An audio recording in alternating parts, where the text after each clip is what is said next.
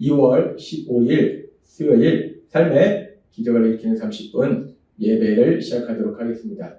하나님께서 오늘 우리에게 주신 말씀은 요한복음 17장 1절에서 5절까지 말씀입니다. 이 말씀 제가 봉독하도록 하겠습니다. 예수께서 이 말씀을 하시고 눈을 들어 하늘을 우러러 이르시되 아버지여 때가 이르러 싸우니 아들을 영화롭게 하사 아들로 아버지를 영화롭게 하게 하옵소서.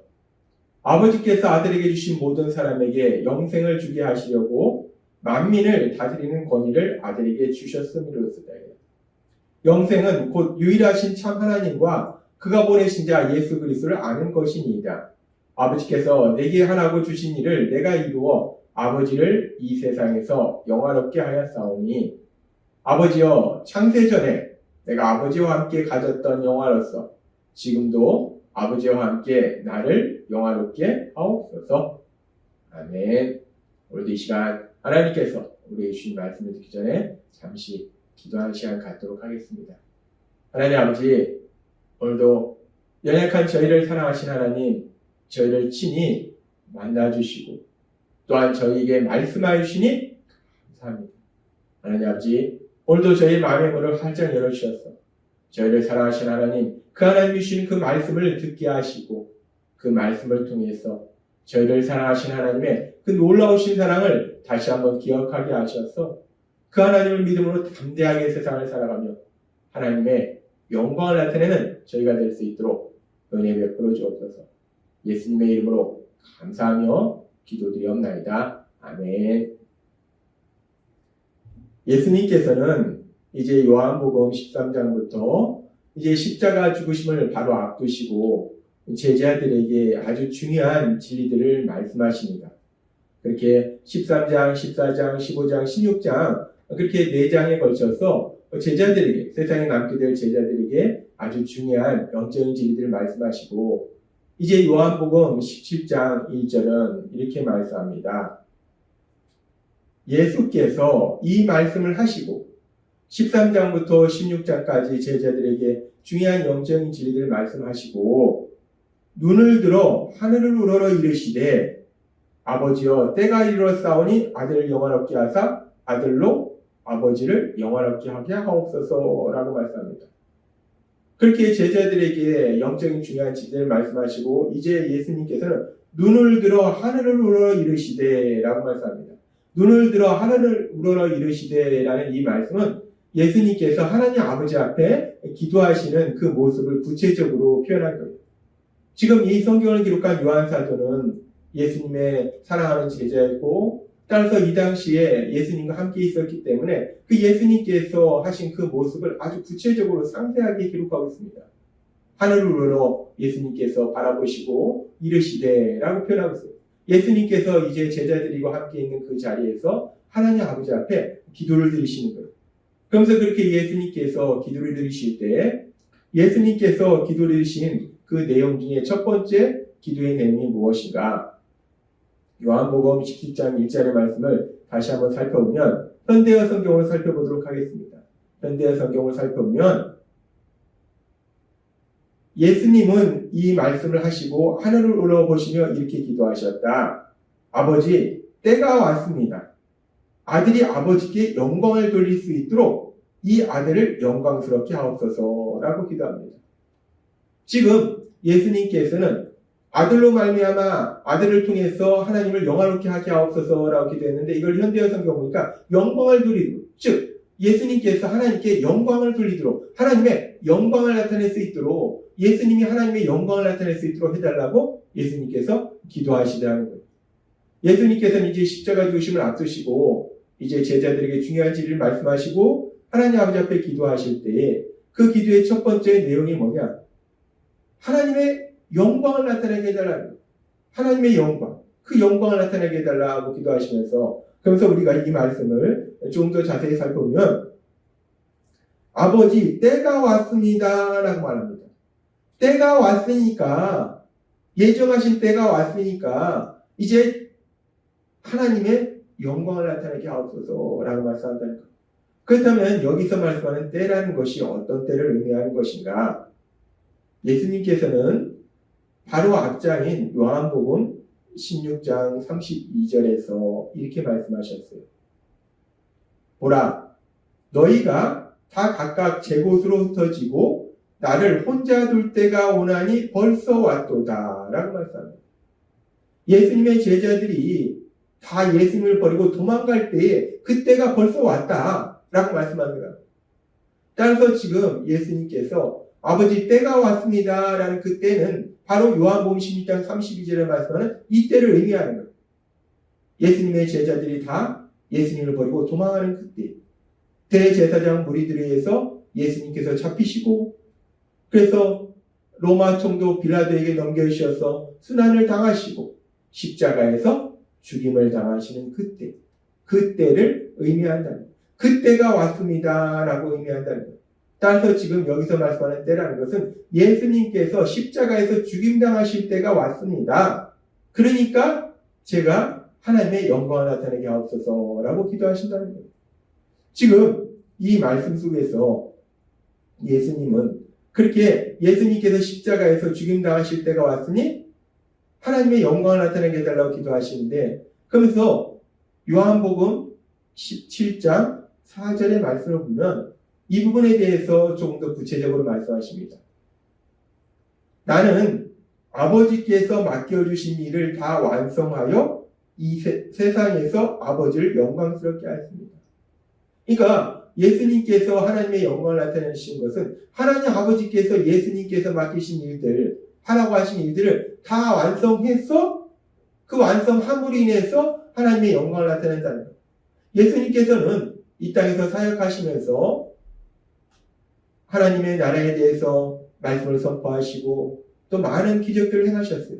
그런 일들을 통해서도 예수님이 맡기신 일이기 때문에 그 일들을 함으로 인해서 하나님의 영광을 나타내시지만, 그러나 예수님께서 하신 가장 중요한 일이 무엇인가? 예수님이 하신 일을 마무리하실 때에 예수님께서는 요한복음 19장 30절에서 이렇게 말씀하십니다.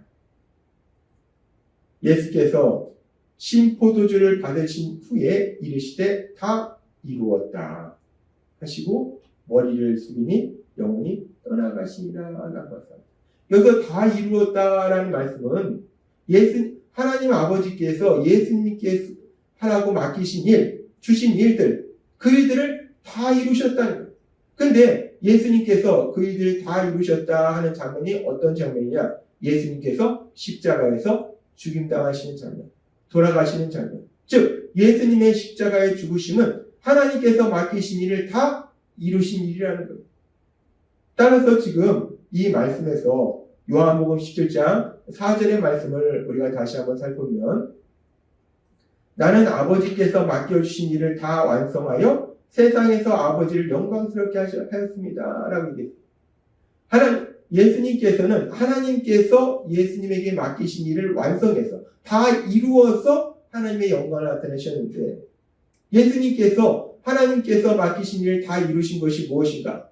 십자가에서 죽임당하시면서 돌아가시면서 다 이루었다라고 말씀하셨기 때문에 결국 예수님의 십자가 죽으심, 그 십자가 죽으심이 하나님께서 맡기신 일을 다 이루신 것이 된다라고 말할 수 있다는 거예요. 마찬가지로 때라는 것도 예수님의 십자가 죽으심이라는 거예요. 예수님의 십자가 죽으심의 때가 이루었으니 하나님 아버지의 영광을 나타내게 하옵소서. 십자가 죽으심을 통해서 하나님 아버지께서 맡기신 일을 다 이루었으니 하나님의 다 이루었다라고 말씀한다는 거예요. 따라서 지금 우리가 이 말씀들을 통해서 알 수 있는 결론은 뭐냐면, 예수님께서 하나님의 영광을 나타내게 해달라고 기도하시는데 예수님께서 어떻게 하나님의 영광을 나타내시는 것인가? 가장 중요한 것은 예수님의 십자가 죽으심, 그 예수님의 십자가 죽으심을 통해서 하나님의 영광이 나타났다라고 말할 수 있다는 겁니다. 그렇습니다. 예수님의 십자가 죽으심은 고통과 눈물의 시간이었지만 그 예수님의 십자가 죽으심이야말로 하나님의 크신 영광, 그 영광이 이 땅 가운데 나타났다는 겁니다. 그렇다면 우리가 여기서 그렇게 예수님의 십자가 죽으심을 통해서 하나님의 영광이 나타났다라고 말씀하는데, 그러면 그 예수님의 십자가 죽으심을 통해서 하나님의 영광은 구체적으로 무엇을 의미하는 것인가? 예수님의 십자가 죽으심을 통해서 하나님의 영광이 나타났다는 것은 구체적으로 어떤 일들이 일어났다는 것인가? 우리가 이 부분을 조금 더 깊이 살펴보도록 하겠습니다. 지금 요한복음 17장 말씀을 통해서 예수님의 십자가 죽으심을 통해서 하나님의 영광, 그 영광이 나타났음을 우리는 알 수 있는데, 그러면서 그 예수님의 십자가가 무엇을 의미하는지, 우리 삶 속에 우리에게 무엇을 의미하는지 하나님께서는 바울 사도를 통해서 로마서 5장 8절에서 이렇게 말씀합니다. 우리가 아직 죄인 되었을 때 그리스도께서 우리를 위하여 죽으심으로 하나님께서 우리에 대한 자기의 사랑을 확증하셨느니라. 아멘. 우리가 아직 죄인 되었을 때 예수님께서 죄를 지은 우리가 받아야 될 형벌을 대신 받으시기 위해서 십자가에 돌아가실 때 하나님께서 우리를 향한 사랑이 얼마나 큰지가 분명하게 나타났다라고 말씀한다는 것. 그렇습니다. 예수님의 십자가 죽으심은 죄인된 우리를 향하신 하나님의 크신 사랑, 그 엄청나신 사랑을 우리에게 분명하게 보여주신다. 우리가 죄인이기 때문에 우리가 그 죄의 형벌로 죽음을 당해야 되는데, 그 형벌을 받아야 되는데, 하나님은 그런 우리를 불쌍히 여기셔서 우리가 받아야 될 그 죄의 형벌을 독생자 예수님이 받도록 하셔서 우리가 그 죄에서 구원받을 수 있도록 만들어 주셨다. 그 예수님의 십자가 죽으심은 그래서 하나님께서 얼마나 우리를 사랑하시는지, 독생자 예수님을 십자가 죽으심에 내어주실 만큼 그렇게 많이 하나님이 우리를 사랑하시는구나. 나는 분명한 하나님의 그 크신 사랑, 그 놀라우신 사랑, 증명할 수 없는 그 놀라우신 사랑이 나타난다는 겁니다. 따라서 우리는 이 로마서 5장 8절의 말씀을 통해서 하나님의 영광이라는 것이 무엇인지를 다시 한번 확인할 수 있어요.